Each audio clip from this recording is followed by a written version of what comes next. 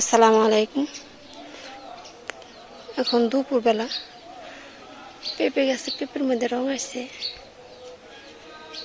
মনে করছিলাম রমজানের শেষে খাওয়া যাবো, ইনশাল্লাহ তাই যাইব। আরও যেহেতু 4টা বা 3টা এরকম রোজা আছে, আমি পেঁপে গাছটা নিয়ে অনেক টেনশনে আছি। গাছটা নিয়ে আমার মাটির কারণে মরে যায়।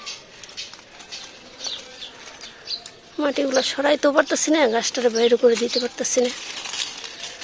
এই যে কাঁঠাল গাছটা বের করে দিছি, কারণ মাটি সরানোর জায়গা নাই। যে জায়গায় সরামো আবার ওই জায়গায় থেকে টানতে হইব, এই কারণে আর সরাই না। তারপর পেঁপে গাছটা নিয়ে অনেক ভেজাল। এখন ফলের গাছ তো আর কাটা যায় না, ফল অনেক পছন্দ। গাছের জিনিস যতই মিষ্টি হোক আর পাঞ্চা হোক, তারপরও ভালো। ধন্যবাদ সবাইকে আমাদের ভিডিওটা দেখার জন্য।